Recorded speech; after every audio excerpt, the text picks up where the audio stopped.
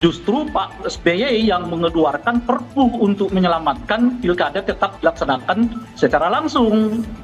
Gitu. Loh, kok malah sekarang malah ikut dengan Pak Prabowo. Khusus menyangkut pilkada Bapak Presiden, 1 tahun lalu kami menyampaikan kalau bisa pilkada dipilih lewat DPR saja. Banyak pro dan kontra.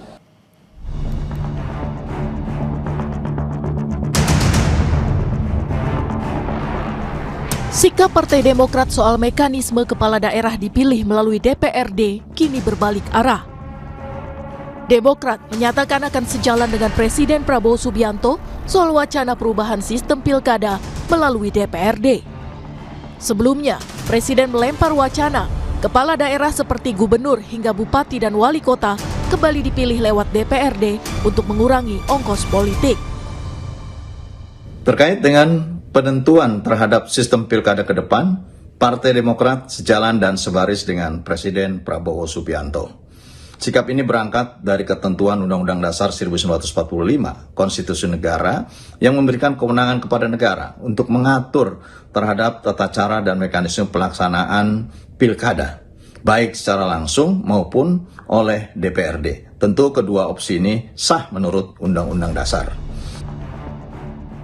Analis politik Ray Rangkuti menilai perubahan sikap Demokrat bisa disebabkan tekanan dari pemerintah atau demi kekuasaan. Karena pada 2014, Presiden Susilo Bambang Yudhoyono pernah mengeluarkan perpu untuk membatalkan pilkada melalui DPRD. Ya saya kira karena ada sesuatu lah yang membuat Demokrat itu berubah haluan dengan drastis. Ini kan perubahan haluannya itu bisa 100%. Karena sebelumnya itu kan justru Pak SBY yang mengeluarkan perpu untuk menyelamatkan pilkada tetap dilaksanakan secara langsung. Gitu. Loh, kok malah sekarang malah ikut dengan Pak Prabowo. Jadi argumen-argumen yang kita yang substantif lah macam-macam nggak kedengaran gitu. Itu artinya apa? Ya artinya ada mungkin tekanan dari pemerintah dan ada kecintaan terhadap kekuasaan dari Partai Demokrat gitu loh. Jadi kalau dihadapkan Anda ikut visi misimu atau Anda ikut Pak Prabowo, ya Demokrat milih ikut Prabowo ketimbang ikat visi misi mereka gitu. Sikap Demokrat menyusul sejumlah parpol lain di parlemen yang sudah lebih dulu menyatakan dukungan.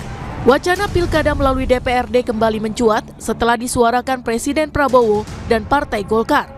Selain berbiaya besar, Ketum Partai Golkar Bahlil Lahadalia bilang pilkada langsung sering memicu konflik di daerah.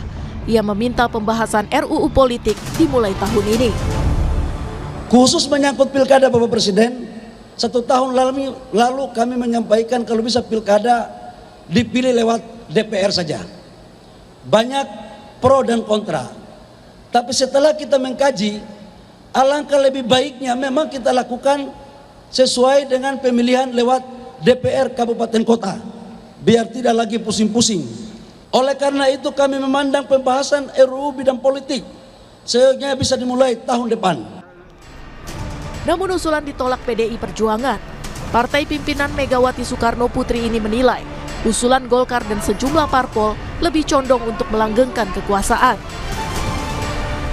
Kalau yang dimaksud adalah biaya paslon, ya termasuk money politik, ini menurut saya sih dosa partai politik.